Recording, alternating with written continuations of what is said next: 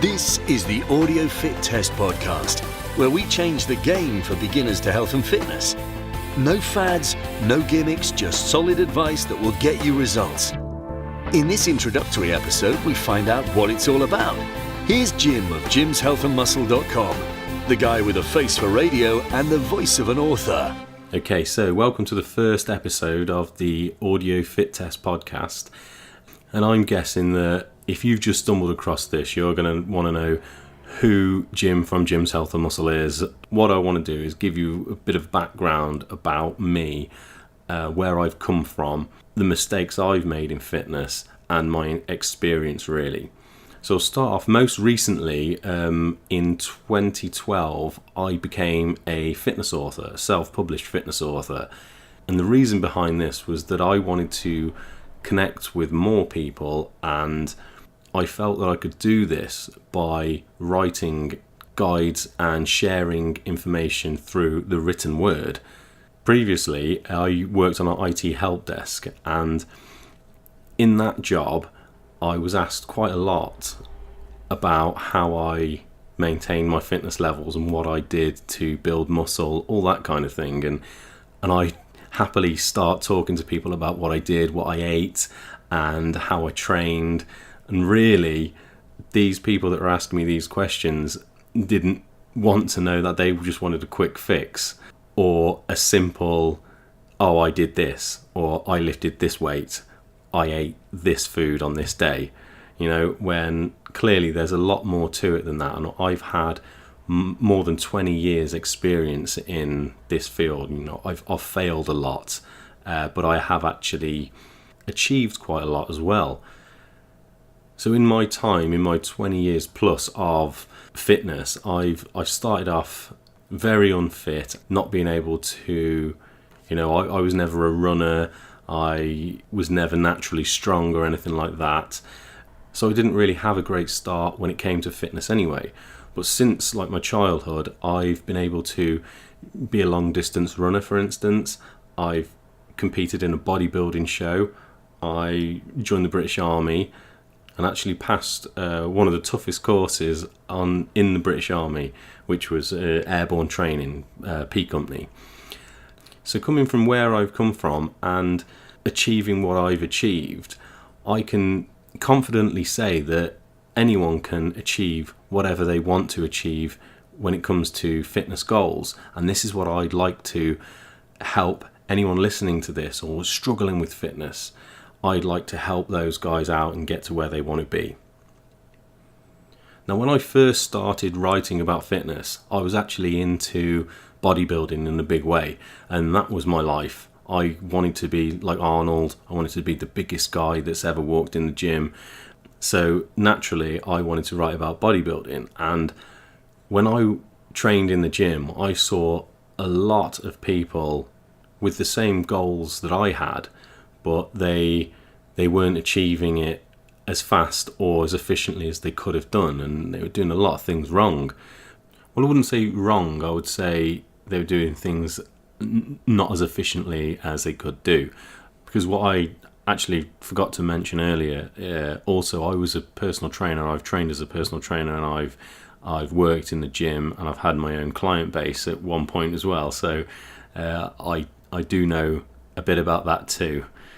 But anyway, once I'd seen this and I wanted to reach out to people to help them train in a more efficient manner, if you like, I decided to write this book and get a proper plan out for anyone who wanted to become a bodybuilder from a beginner, if you like, or somebody who was stuck in a plateau with their bodybuilding and wanted to just break through that and go on to the next level and actually progress in what they were doing. So I thought that this would change the world, change people's mentality and all that sort of stuff. And yeah, it was great for some people. And after a while, it had a good launch and everything, and it still sells today. And it is a really great program to follow. And I actually follow it myself, and I take aspects of that training in and use it in my own training as well. But what I did notice is people started to get back to me, and they would ask questions about the training and all that sort of thing, and I soon realised that there were the people, like total beginners to fitness, picking this up. And what I found was this was a bodybuilding guide that was great if you already had a basic foundation of fitness. You were fit, good to go. You weren't rehabbing or anything like that. You weren't injured. But yeah, the theory and the periodization of the book and how the training goes, it's all sound. But it was maybe too advanced for some of the readers that were getting back to me. And this is where I decided, okay, I need to start a little bit before that. So if you were a complete beginner and you'd sat on the sofa for 30 years or whatever, when you wanted to get started with fitness, where would you start? And if you wanted to start from home as well, this was a big one, because with a lot of bodybuilding and to get real progress in bodybuilding, you really need to go to a gym because you need the weights. But if you're working out from home, it's a good start. You can do a lot from home. Like, you can get a lot of good fitness results. And this is where I decided to focus. Because if you're a total beginner, you want to work out from home, because going into a gym for starters can be quite daunting. So I decided to address that as well. And this is where I came out with my Home Workout for Beginners book. And this one was the book that actually it hit the top 100, I think, when I released it. I can't remember what year it was. I think it was 2014 that I first released it, but it hit the top 100 on Amazon in the US, which was, this was great for me because I'd been working at home on my own on my laptop. I'd quit my job. This is another story. I'd quit my job to follow this dream and become a writer. And this is when I first started making money. I remember jumping up and down at 9 o'clock in the morning because I'd made 22 sales of this book at $2.99, and that was awesome for me. But anyway, let's get back on the track. So I'd written this book, Home Workout for Beginners, and then I started to hear back from people as well. This was with exercise bands. So you train at home, you work with exercise bands, and I was hearing back from people that were doing really well from this. And it is great to hear. It keeps me going. Like, hearing back from people that have read my books and they're getting results from the training programs that I've put forward is, there's nothing like this. It's a great feeling, and it really inspires me and motivates me to keep going, because I'm actually giving value to people. I'm actually doing something that's worthwhile, which is great. So one of the things that came from the Home Workout for Beginners book was motivation. And I had weaved in there somewhere, because I'm a big believer in being positive. If you can stay positive, you can stay motivated, you can achieve anything you want. So in the book, I had these little... in the book, I've still got these little sayings, so like motivational quotes. And you can cut out of the paperback copy, you can make your own or whatever, and you just stick them up around your life. Stick them on your office desk, stick them on your TV, put them on your fridge, things like this. But that's all in the book. But this was one of the things that the readers got back, and they said it really helped. And this was the mental side of fitness.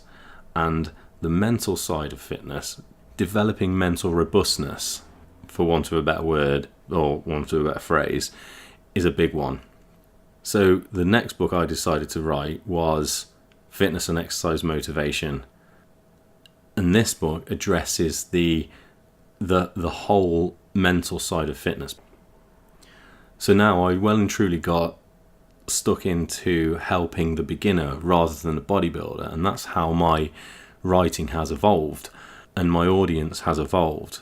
So now I love to help the beginner to fitness, because you can achieve such a lot in 6 months to a year as a beginner, and it can totally change your life. And I've heard back from people that have done this. And for me, this is one of the most rewarding things from doing this job as well. Like, seeing people actually change their life and hearing back from people that have made great progress in fitness, and they've worked hard and they're getting their results. And it's not just the physical results that you get from a fitness regime or a fitness plan. achieving something in fitness and achieving a fitness goal will change your whole life. It will change aspects of everything. Well, this is what we get into in the Fitness and Exercise Motivation book. But anyway, to put an umbrella over the Fitness and Exercise Motivation book, this is a book that everyone should start with because it targets one of the most important things when it comes to achieving real fitness results, real long-lasting fitness results. So when the book Fitness and Exercise Motivation launched, it did really well in the US, and it didn't do too well in the UK for some reason, but that's flipped around now. It's doing really well in the UK and not so well in the US. But anyway, needless to say, I got a fair few emails back, and I still hear back from people all the time that have read this book or listened to it, because that was one of the things I did there. Was I got a narrator to record this one, Matt Addis, who's actually become a bit of a friend now. So yeah, he does all my narration. We're looking to do more in the audio game, if you like. But yeah, I heard back from quite a few people from here who were saying that it was really good, it was a good plan and all that sort of thing. But then they were still asking more questions about what do we do next. So then I decided to address this with, okay, so you've got the mindset now, here's what you do with it in a physical sense. So I created the health and fitness tips that will change your life. I wrote that book. That was in 2017, and basically this book builds on fitness and exercise motivation, and it gives a total beginner small steps and changes to implement into their life each week. So we start off imagining that the reader is a total beginner, and this is what you would do. So you would make this change this week, this change next week, and you would just keep adding different changes every week for a year. And obviously I give specific changes to do, but the theory there is that anyone reading it will have their own life and their own goals that they can sort of tweak and add their own little changes in there, which is, I think, quite versatile approach. So in theory, if you follow all of the tips that I put out there, you'll start off as someone who's never done anything fitness, never been interested in diet or anything like that, but you will end up after the first year competing in a triathlon. And that might sound really daunting and a bit outlandish, but it's not really that far-fetched once you look at the setup. So in between all these books, I have written a few more to build on the home workout for beginners and the bodybuilding book. A lot of it is based on home workouts because they're quite useful to have in your fitness arsenal, if you like, because a lot of people will struggle to go to the gym, or if you do have a gym membership and you can't get there for whatever reason, you can train from home. You can learn to work out from home. So in theory, you never have to miss a workout. So that was why I've kind of written a lot about home workouts as well. So that's like a brief overview of the books that I write. I've also got audiobooks, as I mentioned before, narrated by Matt Addis. And we are always looking to do a bit more in that sort of field because it's nice to connect with readers on a different level, as I've said before. So going forward with these podcasts, what I hope to do is, like I said, give actionable advice that's down to earth, presented in an informal manner, if you like, just how I would speak to you as a friend. See, I don't think of myself as someone that's special in any way at all. I think of myself as, having average intelligence at best, and genetically I wasn't blessed either. So I also like to think that anyone who listens to this or reads my fitness guides, listens to the fitness audiobooks, can see that I'm just a normal guy too. And if I can make these kinds of achievements when it comes to fitness, that they can also do the same or even surpass anything that I've ever done.